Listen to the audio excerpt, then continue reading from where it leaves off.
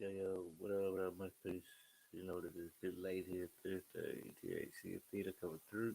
Just keeping it easing our budget all over the culture, keeping it fresh. Put a new look at here, just up the studio, set up tough thing, but keep it hydrated. Christmas time coming. Big diggity jazz. Just wanna listen to this good, see if we can find something that resonate with, and just keep life going clean and keen. Much peace. Do it. Many forces. All of them will not always cooperate. Sometimes they cooperate, many times they will not cooperate, many times they'll turn against you. This is the nature of the world, that's how it should be.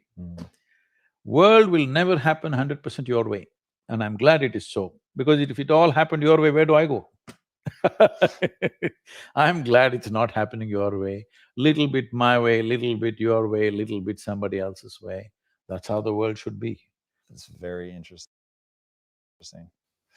Is there a way to avoid falling into those traps? Like, I know that you've taken some very different approaches, at least from an American set of eyes, to raising your daughter and not wanting to put a lot of teachings on her. Is that to avoid dogma? Is it to avoid closing doors because you think you know something? Like, how do we, if we were gonna have kids and raise them in a way that stopped them from falling into some of these traps, what would we do? How many parents would dare and encourage their children not to be identified with parents, not to be identified with the religion that they follow, not to be identified with their racial and national and other prejudices that they hold? They all think these things are sacred, isn't it? Yes. These are the things which destroy human potential. Whether you want to turn a human being… See, I see this term and it really hurts me when people say… It's very common, only in America I hear this, I was raised as whatever, Catholic or Baptist or Christian or Muslim or whatever else. I was raised. See, you must raise only cattle and sheep. You don't raise human beings. You have to cultivate a human being. You have to give space and give support of love and support so that a human being grows, because every human being is capable of a unique possibility. Raising means what? A flock is what you raise. You don't raise an individual, isn't it? That's very interesting. So, for this, we need to come to a certain level of maturity within ourselves. The most fundamental thing is, our children need not look like us, need not think like us, need not act like us, need not be us in any way. A child is not a legacy, it's a life. And it's an individual life. It has to be what it has to be. Well, if I do not influence, right now the fear is if I do not influence, somebody on the street will influence the child. On the social media, they'll influence the child. So to cultivate a child so that they know that the intrinsic intelligence and being human is more important than being influenced by this or that, it doesn't matter what it is. Whether it's parentage, or it's a priest, or it's a guru, or it's a pandit, it doesn't matter who. Influence is not important. What is important is the intrinsic intelligence finding its full potential. And do you think as we grow up in a modern context that we can avoid adopting those beliefs? You talked one time, I thought this was so interesting, about how every time you get a belief, it's like a conclusion, and every conclusion is a death unto itself, and it's like shutting a door on something. Yes, otherwise, see, you just see, You look at you your look at own your own picture, picture, five maybe 5 years, years, like it's this. like this. Slowly it's becoming like this. What is it? You're dying in installments.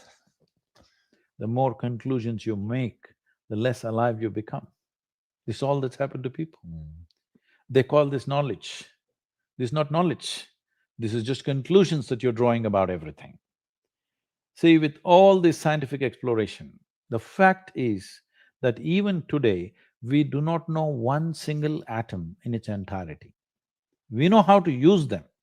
We know how to use everything on this planet, but we don't know a damn thing about anything.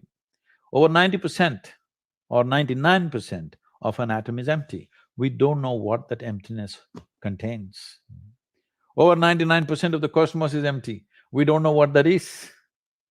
So, this is like I give you a million-piece jigsaw, but you found in your hands, you have only three of them. With these three, you make a picture and you're euphoric that you made a picture. Well, I'm sorry, there are a million pieces to this. Has anybody gathered all the pieces? No. Then don't make a picture. Wow. You've talked about the only way to really make change is to turn inward.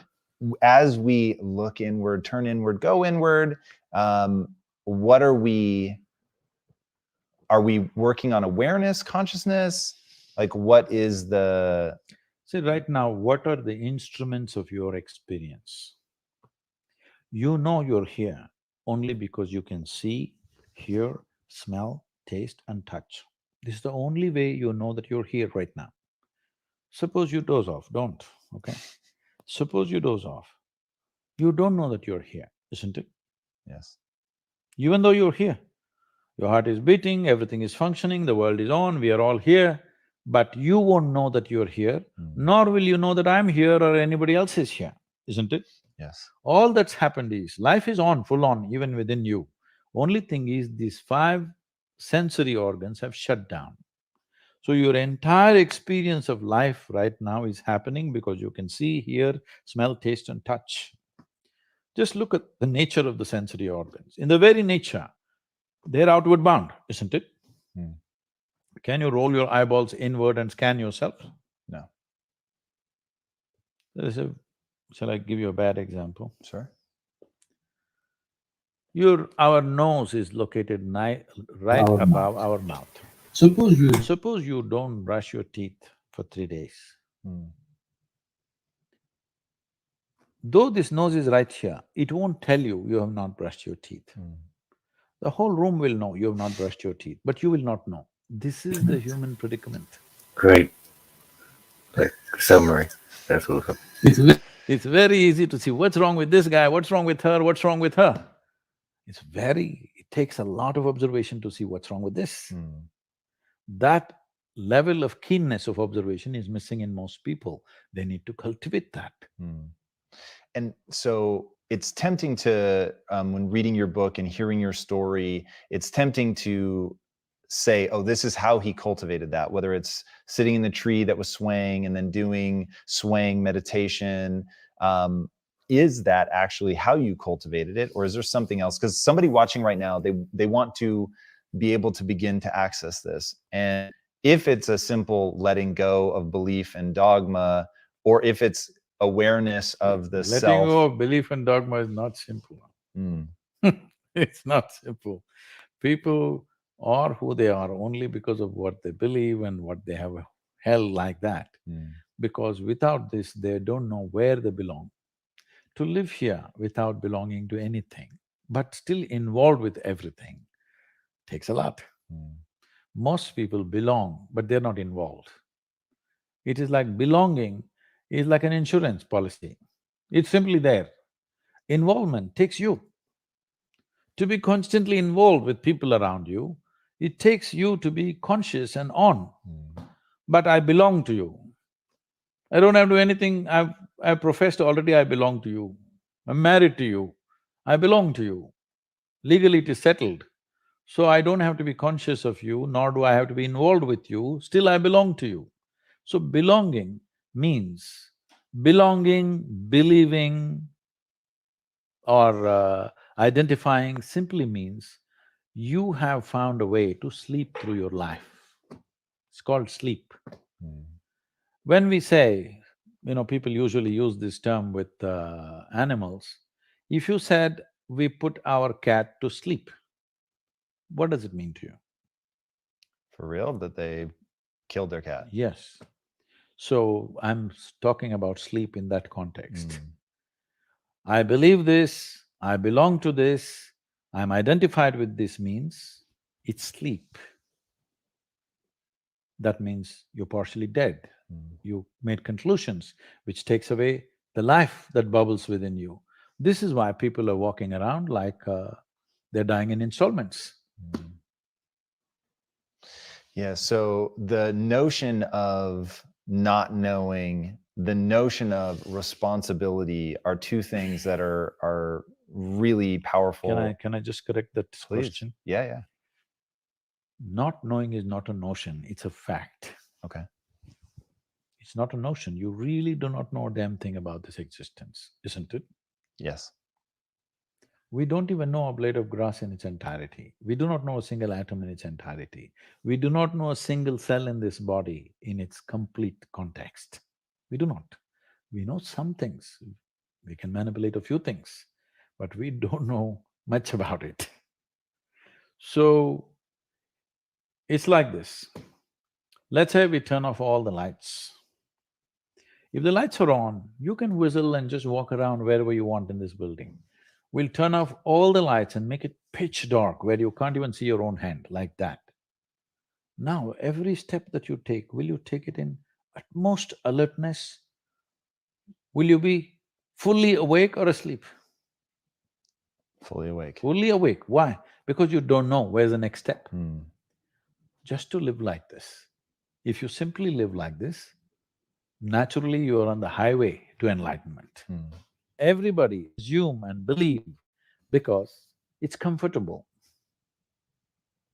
to simply believe something. Mm. The very word belief means this, that I have concretized assumptions of which I know nothing about, isn't it? Mm. Isn't it so? Yeah. Either you know or you do not know. Where does the belief come from? When you pretend what you do not know as I know, that's belief. But you can't believe something all by yourself. So you need 100 people around you. That's why always believers are in groups, Mm. seekers are alone. Talk to me about a seeker. What is a seeker? Is that something useful to cultivate? You don't have to cultivate this. This is intrinsic to human intelligence. If you do not bullshit yourself with all kinds of things that you do not know as you know, it's intrinsic to human intelligence to seek, isn't it? Mm. Yes. You don't have to teach seeking. You have to teach belief systems. You don't have to teach seeking. If you don't teach anything, everybody is a seeker. Mm. It is the nature of human intelligence. It naturally seeks. But people want to seek with the comfort of belief. They want to be in the belief system and then seek. This is like tying your boat to the pier and then rowing hard. It's good, it's not bad because it gives you good exercise. It's like being on the treadmill. Most people are on the treadmill because they are not walking or running to go somewhere. They're just trying to tone their muscles. It's perfectly fine. So if that's all you wish to do, it's fine. But if you want to go somewhere, you can't tie your boat and then row, isn't it? If you just let it go, even if you don't row, it will go. Mm. What do you tell people about responsibility? It's just your ability to respond. You have to make up your mind. Do you want to retain your ability to respond to every situation that may arise or may not arise in your life? Or do you want to surrender your ability to respond? This is something everybody should make up their mind on. Mm. Do you have practices to keep yourself so open and so joyful? Life? That's it. What else? Life is an openness. Death is closing, isn't it? Mm. Death is a closure. Life is a possibility. If you're just alive, everything is open. Tell me, can you be alive? Suppose you don't like me. So you don't want to inhale what I exhale. Stop breathing and exist for some time, let me see, possible? Yes. Without breathing. For a little while. How is little… how much is little for you? To hold my breath? Yeah, I don't know, 30 seconds? 10 seconds, 10 minutes? Definitely not 10 minutes. So I'm saying if you don't like me, your dislike will not go away in 30 seconds, isn't it? Yeah, for sure. Suppose I hate you, I don't want to breathe, inhale what you exhale. Mm. I will die within myself, isn't it? Yes. This all people are doing to themselves. I like this guy, I don't like that guy, this is somebody I love, that's somebody I hate, this is belongs to me, this doesn't belong to me. They're just killing themselves step by step. They are planning to die in installments. If you want to live, here you are.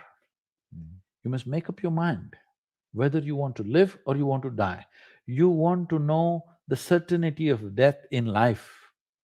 This is called belief, this is called belonging, this is called identification, because you are trying to find the certainty of death in the seamless process of life. It's very interesting. When you, I mean, you spend a lot of time speaking. What do you hope people take away? Is there one core thing that you really want people to be touched by? Fundamentally, if people understand that the source of human experience is within you, joy or misery, agony or ecstasy, pleasure or pain, everything comes from within you. If you understand this much, if I understand, suppose right now I think I'm miserable because of you, there's no solution for my life, isn't it? Because all you have to do is walk in front of my home, I will become miserable. So simple it is. You don't have to kill me. You just have to walk around in front of me. I will die within myself every day. If I understand the source of my joy and misery are within me, then you know what's the obvious choice? Joy. It's obvious choice, isn't it? So this one fundamental thing has to get across to all the human beings on this planet. Your experience is entirely determined by you. This is what the word karma means, unfortunately. It's become something else here. Karma means action. That means when we say your life is your karma, we are saying your life is entirely your making, 100%. What happens in the world? There are many, many forces involved. What happens within me? It's 100% me, 100%, isn't it? Yes. If you don't take charge of this, then you're an accidental life. When you're an accidental life, anxiety is very natural. Natural, isn't it? Suppose you're driving accidentally, that is, you don't know what's happening and you're simply somehow going, anxiety is natural or no? Yes. Any accidental movement creates anxiety. So this is why consciousness means this, that you have taken charge of the instruments of life, which on most fundamental level is our physiological and psychological space. You've taken charge of this. Now your health, your happiness, your joy, your ecstasy, your misery, everything is in your hands. You exercise them as you want. Yeah. Going back to what you said about focus, in your book, you talk about something I thought was so interesting: to set the faucet to a certain drip rate and do nothing but focus on the dripping of the faucet for like 7 minutes or something. The idea is to pay attention to something which has no relevance to you.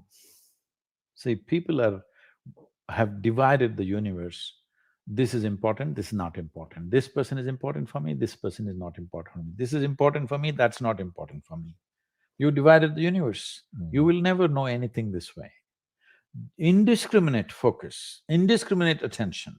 I'm not attending to you because you are somebody with a cobra in your heart, all right? It doesn't matter who I speak to, who I am with, I'm the same way. Indiscriminate. Only when your attention and involvement is indiscriminate does the universe open up to you.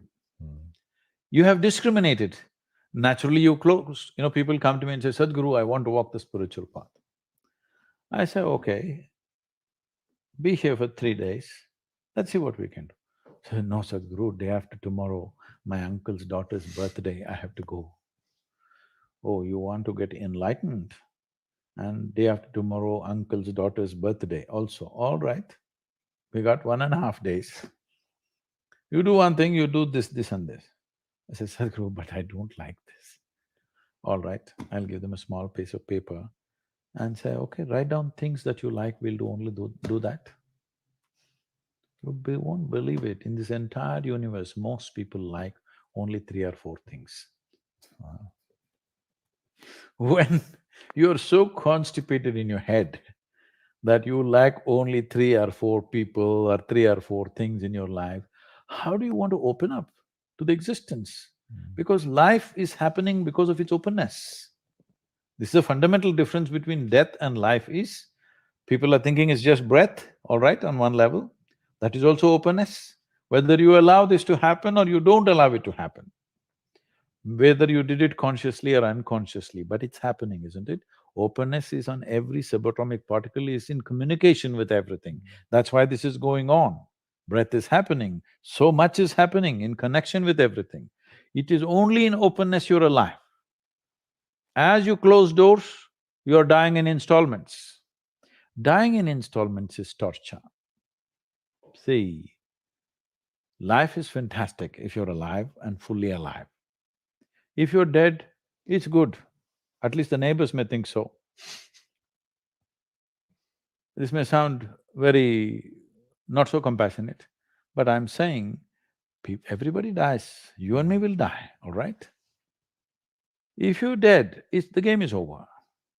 But if you're half dead, oh, this is endless torture to yourself. When you are being tortured, of course you'll share it with everybody else. Talk to me about your motorcycle accident and having to have your calf sewed back together, which is without anesthesia.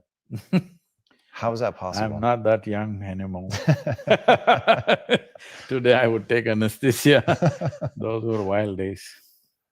But the notion of the difference between pain and suffering, I thought was very useful. See, pain is physiological, it's there. If there's no pain, most people would not even know how to protect themselves. See, just because there's no pain in this, see what all you've done to it, isn't it? See, there's no pain in this, so that's why you took it off. If there's no pain in your nose, maybe you would have taken it off. Because there are many advantages. You will take in about 22% extra oxygen if you just remove this one thing, contraption. Wherever there is no pain, people are messing with it like crazy, isn't it? They call this hairstyle, they call it so many things. Suppose there was no pain in the entire body in Los Angeles, people would pull out their stomach bag and you think they wouldn't do it? No, they probably would. Only pain is helping them to preserve themselves, isn't it? So pain is good. There's no physiological pain. Most people would not know. I hear in United States there's one group, they call themselves something, I forget that word. They're actually cutting their fingers off, their hands off on the video. Whoa. They're posting it online. There's a group like that. Whoa. Can you imagine this? No.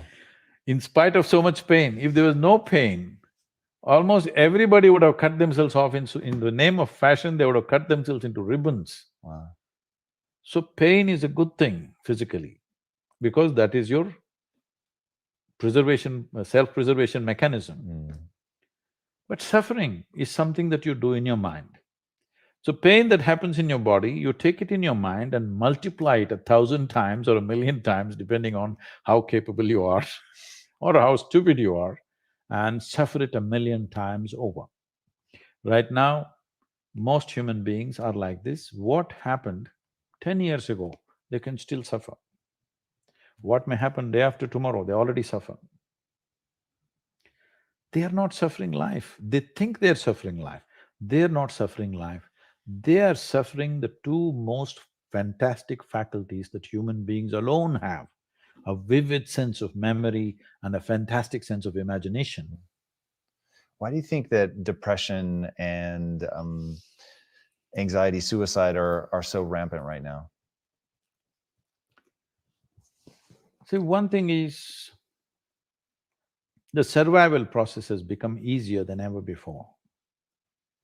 Believe me, in the morning if you need a bucket full of water, if you had to walk a mile to the river to get one bucket of water, and your family needed 25 buckets of water, you would have no time to mess yourself.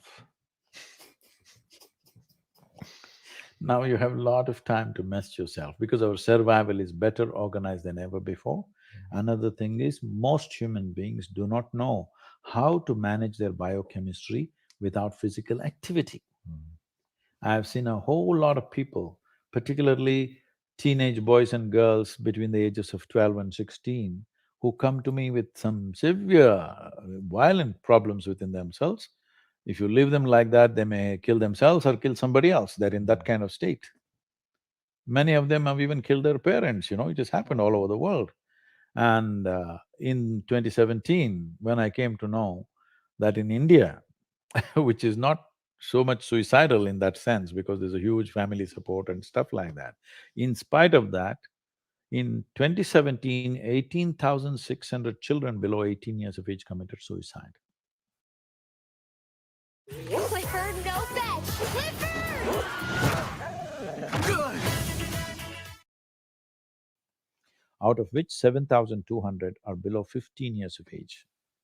So 12, 13, 14-year-olds who must be bubbling with life are wanting to take their own lives. Why?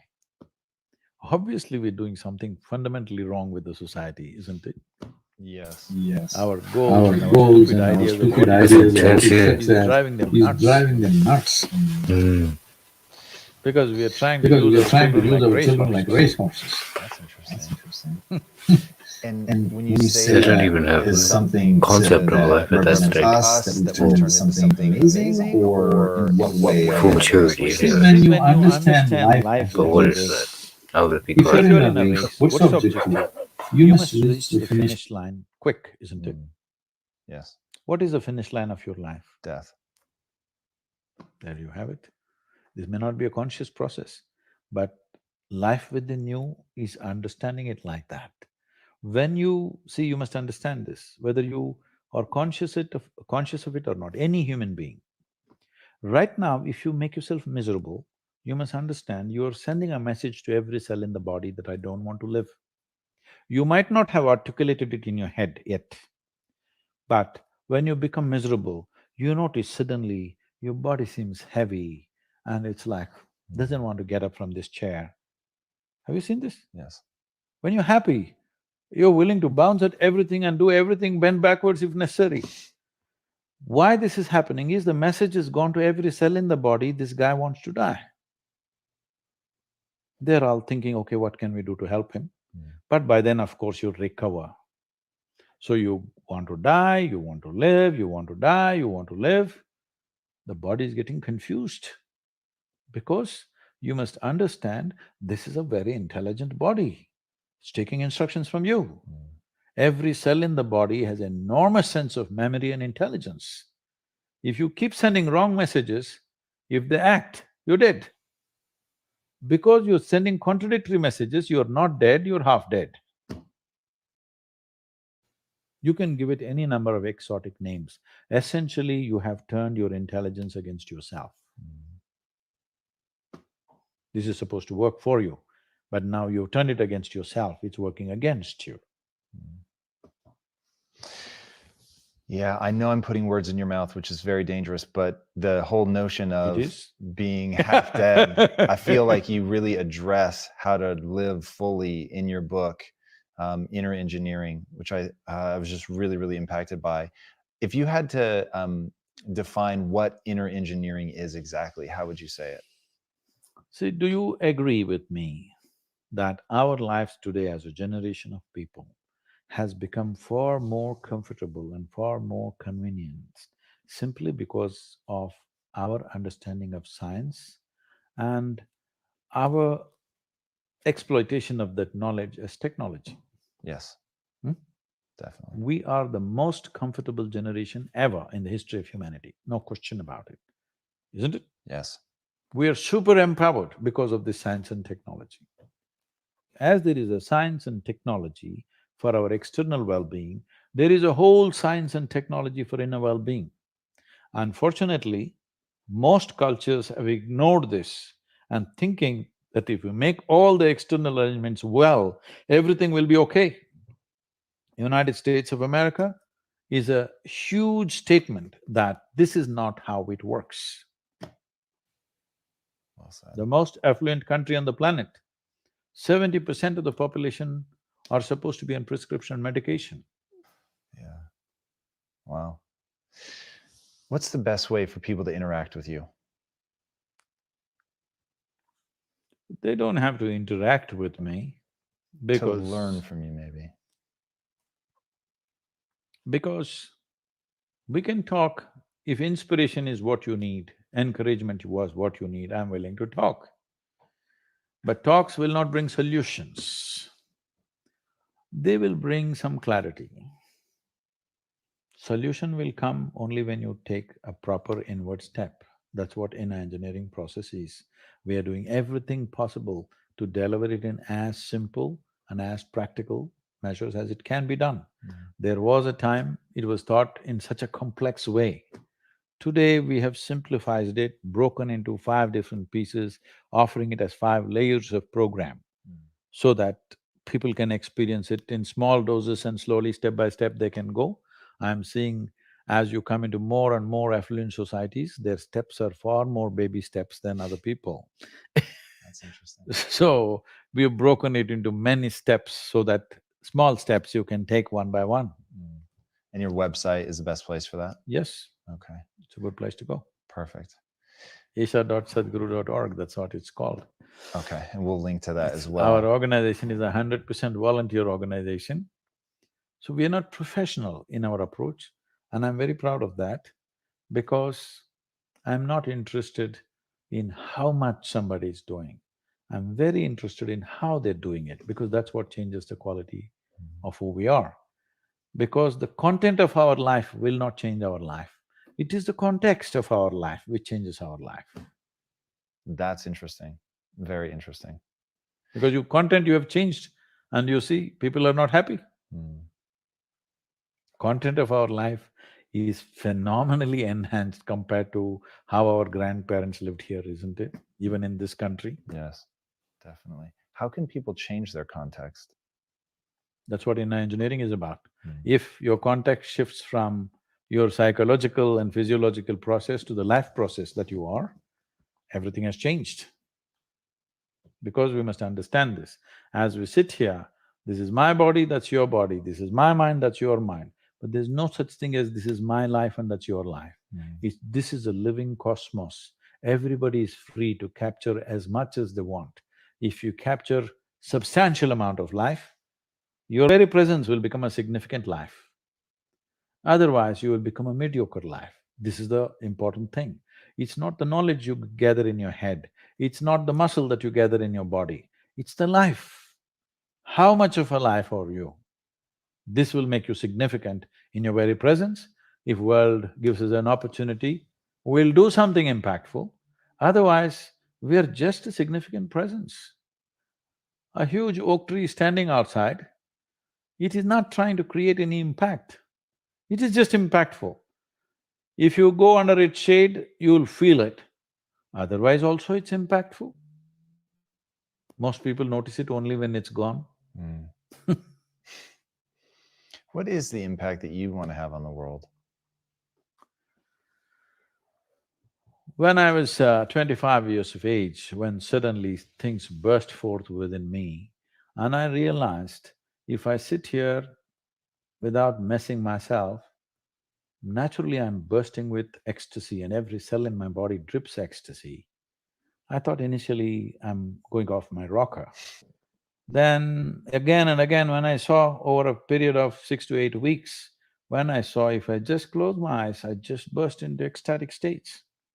So I clearly realized, if I don't mess with my physiological and psychological process, ecstasy is the only way to be. Nothing to be done, you don't have to do anything. When I realized this, I sat down and actually planned. On that day, the world's population was 5.6 billion people. I made a plan in 2.5 years' time that I will make the world ecstatic. No fool like a young fool, you know.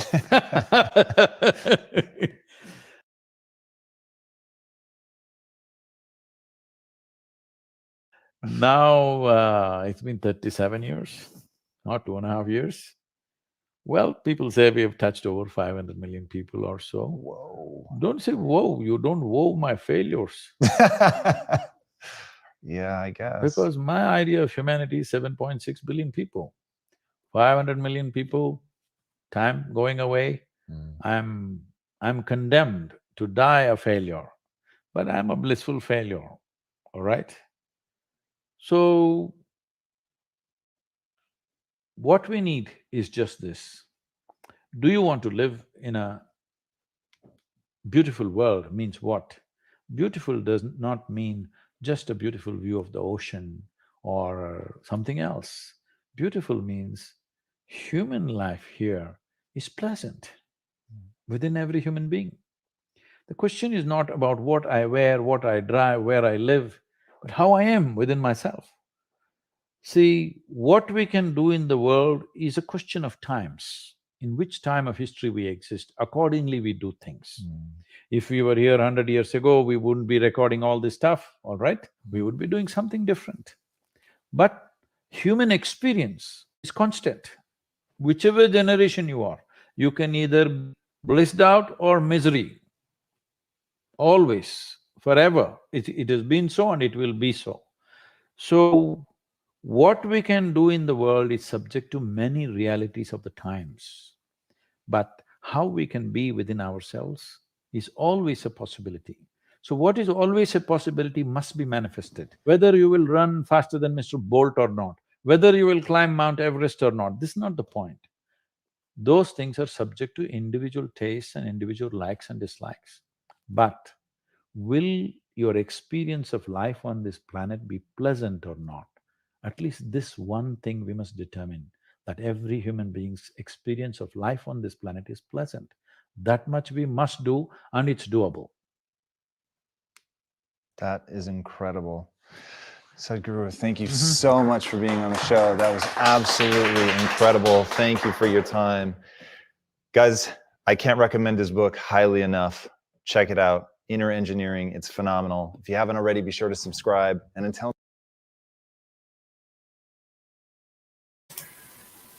That's right. As he just said, if you haven't already, make sure to subscribe. He's talking about Food Growth Australia. Don't do that. But yeah, that was really deep. Awesome talk. Awesome topic. Just thought like, it's pretty late night, pretty chill vibe. Thought-provoking stuff. I really didn't want to interrupt it because it's like such smooth talk, which is just so kind of,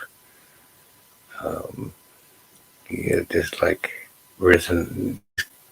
comprehensive and, what's the word? Like it has such connection, you know? And to everybody really. We can all perceive a different way. He really breaks things down beautifully. But yeah, check it out. I'll leave it with a little quote that I kind of like to say. One of them says, like, look inside yourself, find your direction and follow that path. Be the best you can be honest, and be yourself. So much peace, bro. Stay high grade all day and only. See you soon, most sure. Yeah, just like hit a comment and hit the like, subscribe, please share, tell your friends about this channel. It's time to grow and do the right thing. See you soon. Much peace. Actually, I'll probably go out with a beat then.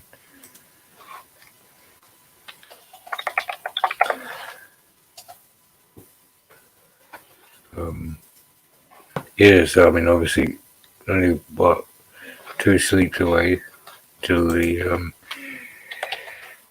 day which we celebrate Christmas in Australia, all over the world really, but I get 2 sleeps it'll be Australia. So yeah, I mean that's something in itself. To what are we celebrating it for? Just coming off their sort of speech, because I was out shopping the other day and it was really kind of hit home as though how they organize these events of the year to make it a very stimulating thing for the economy. so many people just going out and just buying so many stuff. So there's a huge influx into it, and it happens every 3 or 4 months. You know, there's Easter, there's sales, and they have Christmas, and then you got birthdays. You know, sort of anyway, but we're talking about Christmas here, so yeah. And then another interesting point is actually I was speaking to a friend I met. She's like half Eritrean and half Tigrayan, which is like near Eastern Africa on the Horn of Africa, and she was Orthodox Christian and saying that the Christmas is celebrated kind of from December 7th for about a week, and there's a lot of fasting that happens. It's a whole different thing, and as a kind of ancient culture, so there's a lot of things to think about. But anyway, I'll go out with a big much peace. I better just I've got to share it.